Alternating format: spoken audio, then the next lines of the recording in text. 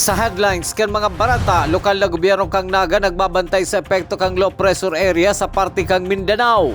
Maghapon na brownout namatayan kang probinsya din Camarines Sur huli sa maintenance activity kang NGCP. Mga paratinda sa lugar na bubugtakan kang stall para sa mga matinda nin paputok, inabisuhan na maglipat mo na nin lugar. Mr. and Miss Intramurals 2022 kang Naga College Grade School naging maugma. Diyos marhay na hapon. Ako si Mark Mendoza, ang sa indong tagapaghatod Bareta. Huli kan makusog na pag-uuran sa Banwaan kan Santo Domingo Albay, pinagsuspindi kan LGU Santo Domingo ang klase sa gabos na level. Maging sa Banwaan kang Daraga Albay, mismo si Mayor Awin Baldo ang nagsusugo na isuspender na ang klase bilang pag-antisipar sa peligrong pwedeng darahon kan makusog na pag-uuran. Ang abiso kan duwang LGU duman sa Albay ang pinagdiseminar na sa paagi kan Philippine Information Agency as in Office of the Civil Defense. Mientras tanto, nakamonitor na ang lokal na gobyerno kang Naga sa anuman na mga pagbabago sa kamugtakan kan panahon. Urog na ang binabantayan na low pressure area sa parte kan Mindanao. Susog ki City Administrator Elmer Baldimoro, halat lang nindaan pinakahuring bareta sa kamugtakan kan panahon, mantang na abisuan naman subuot ang gabos na maging alerto. Minomonitor lang po kung talagang magiging bagyo or tatamaan ang Naga. Alagad nagtaon na po kita ning warning na ang satuyang alkalde po nagpaluwas na sa Facebook na magiging mauran sa aga hanggang sa Domingo. Kaya nag-aandam na po. Padago sa mga bareta, Camarines Sur nakamate nin halawig na brownout ngunyan aldaw. Ang detalles aramunta sa report ni Melvin Machado. Alas 6 kas maong aga kang magpalsok ang supply kang kuryente sa apat na electric cooperative sa probinsya din Camarines Sur huli kang ginibong maintenance activity kang National Grid Corporation of the Philippines. Huli ka ini kanya-kanyang paandar kang sadang generator set ang mga negosyante sa sentro kang Naga para sa maging maliwanag ang sadang mga pwesto mientras na pinagahalat ang pagbolta kang supply ng kuryente. Susugman kay Rener Bukay kang Kasureko 2, sinabayan naman ninda ng preventive as in corrective maintenance sa mga power substation as in distribution lines ang pagpalsok kang supply kang kuryente ngunyan aldaw. Alas 4 nin hapon mabalik ang supply kang kuryente. Para sa GNN TV 48 Naga, Melvin Machado, Newsbreak. Sa iba pang bareta, Oplan sita harani sa mga inuman sa Naga liwat na papahiguton kan Naga City Police Office ngunya na Pasko. Ang detalles aramon taman sa report ni Jerome Bree. Ngunyan na holiday season na piglalauman kan Philippine National Police ang pagruso kan tao sa syudad di Naga. Kaya pigmarhay ka Naga City Police Office ang mas pahiguton pa ang Oplan sita. Harini sa mga inuman na sa syudad di Naga tanganing nga masyertong trangkilo sa lugar ngunya na nakapaskuhan. Kung saan magkakaroon ng especially yung malapit ng sa mga program and surely yung ating Oplan sita. Sa ngayon kasi nako-concentrate tayo doon sa mga establishments na may mga inuman doon ng Oplan sita natin sa ngayon. But with this development ng ating mga Christmas parties, we're sure we will be adjusting our deployment.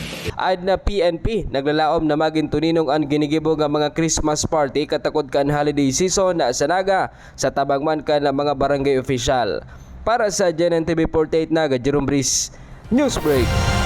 Sa pagbabalik kan Newsbreak, seguridad sa Naga City People's Mall ngunya na Pasko asin bagong taon siniguro. Yan asin iba pang mga bareta sa pagbalta kang GNN TV 48 Naga Newsbreak.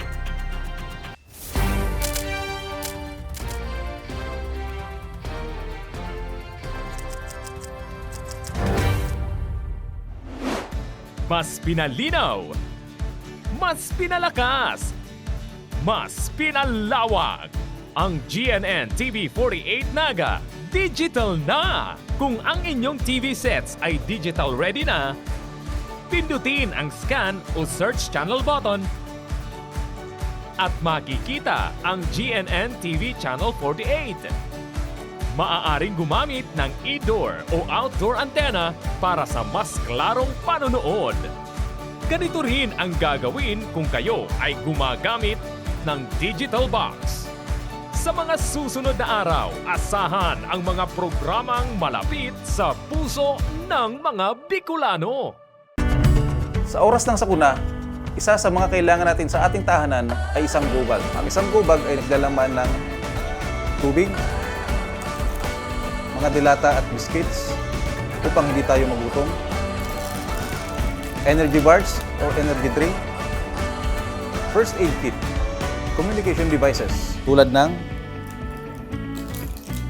flashlights at batteries, whistles o pito, portable radio at extra cellphone. Mas mabuti kung meron tayong prepaid load guard. Tools tulad ng Swiss knife at gunting. Maaari din tayo magdagdag ng lubid. At huwag natin kakalimutan ang hygiene kit na naglalaman ng sabon, tissue, toothpaste, toothbrush at face mask. Sa lahat ng oras, laging bukas nakahanda ang aming tanggapan. Tandaan, ang Bicolanong alerto, pirming protektado. Flight attendants, prepare for takeoff, please.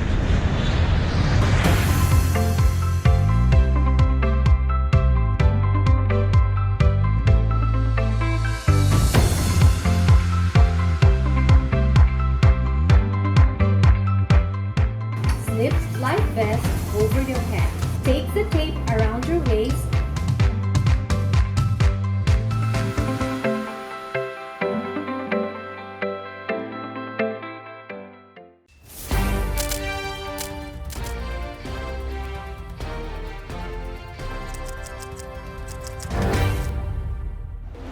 Padagos pa sa mga bareta, mga paratyenda na yaon sa lugar kung saan itutugdok ang tindaning paputok, sinabihan ng magpreparar ta ililipat sindaning ibang pwesto ngunya na masunod na simana. Ang detalye sa report ni Melvin Machado. Inabutan kang GNN TV News Team na kinakaulay ni Mr. Elmer Pitaliano, Chief kang Operation and Security kang Naga City People's Mall. Ang mga may sadirinin kakanan asin tindahan in tipong sa gilid kang salog. Ang lugar kung saan ibubugtak man ang tindahan nin mga paputok sa masunod na mga simana. Susog kay Sir Elmer Pitaliano, ililipat mo na ninda nin ibang pwesto sa merkado ang mga ini para tawandalan si pwesto kan mga ititindang paputok. Pigwawarningan ta na makapreparar sinda sa Pizza 15 base duman sa pag-urulay mekani. Pizza 15 ka na December, halion na ninda ining mga istoligdi pansamantala ninhudita maning matan itong buwelo na taon na nang nagtitindadigdi itong mga paratyenda paputok.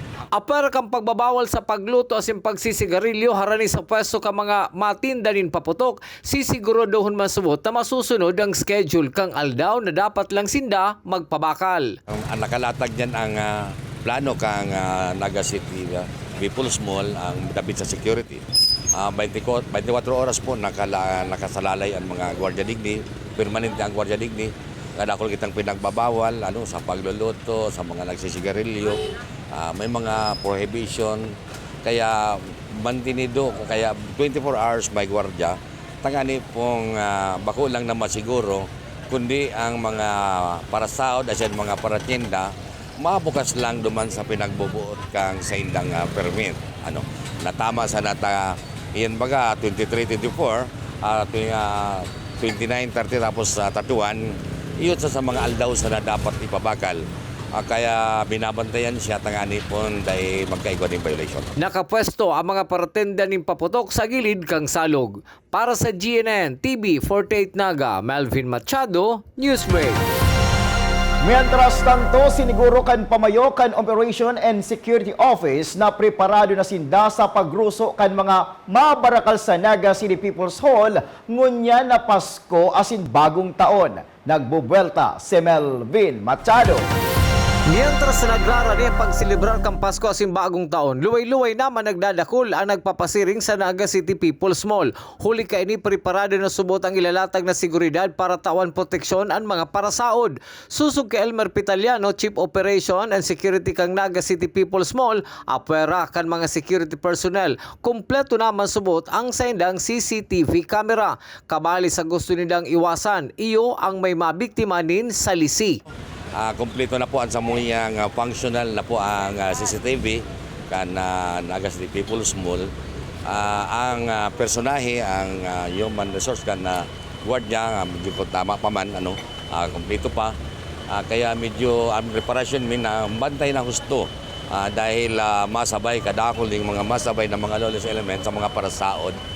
Kunyahin ang permin nangyari digdi kay pag di Disyembre ang salisi.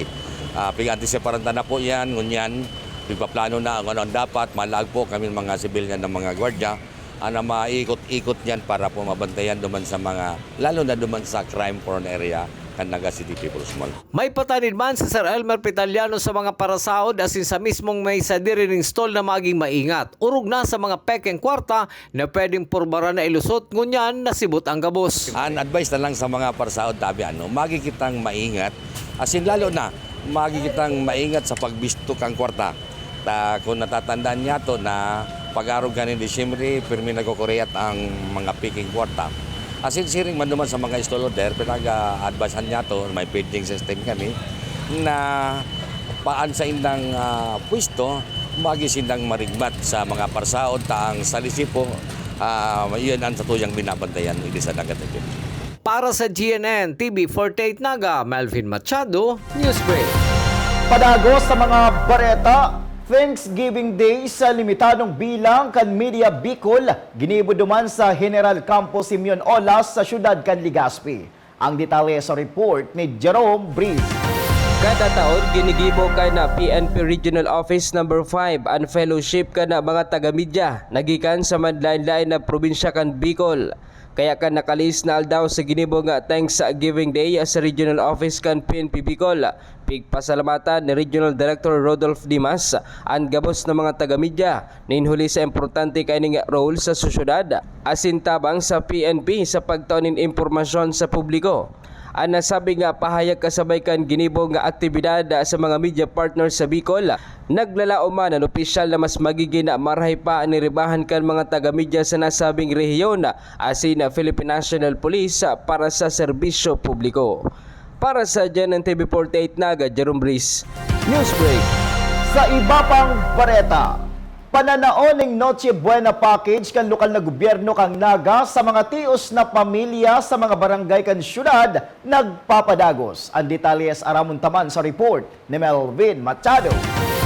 Makalis ang halawig na panahon dahil napuputol ang proyektong Paskuhan sa barangay kang lokal na gobyerno kang Naga. Iniiyo ang pagtaon ng regalo sa mga tiyos na pamilya sa barangay kada Pasko. Kasubagong aga, ginibo ang pananaon ni Noche Buena package sa mga piling residentes kang barangay Kalawag na pinamamayuhan ni punong barangay asin liga ng mga barangay president Azon Peñaflor. Susug ki City Administrator Elmer Maldemoro, iyo na ini ang ikasampulong barangay na natawan ni Noche Buena package. Sampulong barangay na ini na ginigibo kang lokal na gobyerno kang Naga. And ngunyan pong aldaw, padagos manggiraray ang ginigibong Paskuhan para maihatod po ang Noche Buena package sa mga indigent families digdi sa syudad ng Naga. Si Lola Hermenia de Leon tulos binukasan na naresibing Noche Buena package. Dakulang tabang naman subot ini sa iya asin sa sayang aki. Ay, po, tama naman po ni Sako. Pag si Sema salo-salo kaya. Ako malo sa kong aki. Presente man kasubago si punong barangay Azon Peñaflor na nagkikidit mientras na pinaghihiling ang pagdistribuer kang Noche Buena package, hulit na daay masubot gabos na residentes kang sedang barangay ang matatawan. Para sa GNN TV 48 Naga, Melvin Machado, Newsbreak. Panunin kaudmahan ang mga nasa grade school kang Naga College Foundation sa saindang Coronation Day para sa Mr. and Miss Intramurals 2022. May production number man ang mga kandidata kan Mr. and Miss Intrams na mas nagpaugma pa sa kanya-kanya nindang taga-suporta. Susog ki Miss Raquel Nabong, Bed Academic Supervisor, nakulang tabang ini sa mga kaakian na sobrang naapektaran huli kang pandemya. Nakulaon na bagay po ang mga activities na araw kay ni para mabuo ang confidence ka mga aki, lalo na mga Mr. and Miss Entrance. Nagtutubod kita na pag ang aki may guwang self-confidence, dahil lang sila nagsasaksin sa klase, pero sa buhay, in general, kay buwan na maraming self-confidence. At bukod siya, siyempre po, iguang mga sportsmanship, camaraderie, yun po yung nalabubuo na sa mga activities na araw kayo.